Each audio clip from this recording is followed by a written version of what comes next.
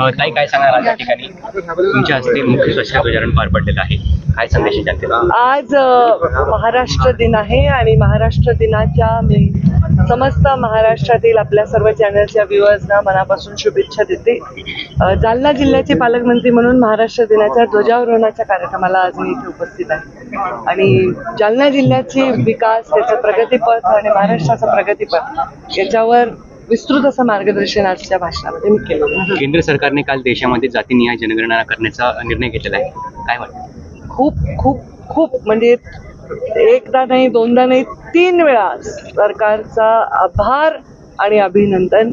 अत्यंत महत्त्वाचा, अत्यंत अनेक वर्ष ज्याची प्रतीक्षा होती या देशाला तो निर्णय प्रधानमंत्री नरेंद्र मोदी यांच्या नेतृत्वात सरकारने घेतलेला आहे. मला त्याचा खूप आनंद वाटतो आणि मला आठवतंय मुंडे साहेबांचं ते भाषण, जेव्हा त्यांनी सांगितलं होतं की या देशामध्ये जातीनिहाय जनगणना झाल्यानंतर एक वेगळं चित्र किंवा एक योग्य चित्र सगळ्यांसमोर येईल.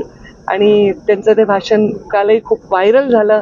त्यांची आठवण तर आलीच आली, पण या महाराष्ट्रात, या देशात अनेक लोकांनी वेगवेगळ्या राज्यामध्ये यासाठी संघर्ष केला, याच्या मागण्या केल्या, वेळोवेळी विचार व्यक्त केले. त्या सर्वांचे मनापासून आभार आणि सरकारचे तर त्रिवार आभार आणि अभिनंदन. पर्यावरणासाठी काय काम चालू आहे जालन्यात? आता तुम्ही भाषणात उल्लेख केला, भरपूर कामं चालू आहेत. पर्यावरणामध्ये भरपूर कामं चालू आहे असा उल्लेख नाही केला मी. असा उल्लेख केला की वसुंधरा दिन होता 22 एप्रिलला. 22 एप्रिल ते 1 मे असा आम्ही एक पर्यावरणाचा आठवडा पूर्ण राज्यामध्ये आव्हान केलं होतं. त्याच्यामध्ये पर्यावरण हे असं खातं नाही की जिथे एक बजेट आहे आणि एक मार्ग तयार केला आणि तुम्हाला दाखवता आला. ह्याच्यामध्ये ही एक प्रक्रिया आहे आणि ती आपल्या जीवनशैलीचा भाग बनली पाहिजे आणि त्याच्यामध्ये सगळ्यांचं योगदान महत्त्वाचं आहे. कारण पर्यावरणाचा ऱ्हास प्रचंड झालेला आहे, त्याचा परिणाम सगळ्यांना भोगावा लागतोय. एक जनजागृतीसाठी सुद्धा आम्ही हा आठवडा समर्पित केलेला. मॅडम, एकीकडे तुम्ही ही सगळी जनजागृती करताय आणि दुसरीकडे सामाजिक संस्थांना उपोषण करावं लागते की अतिक्रमण हटवण्यासाठी. ते मग नदीमधले असतील, ते अतिक्रमण फक्त नदीमध्ये नाही आहे, ते सगळीकडे आहे. अतिक्रमण कोण करताय? माणसंच करतायत आणि त्यांना कायद्याने हटवणं हे काम सरकार करतंय.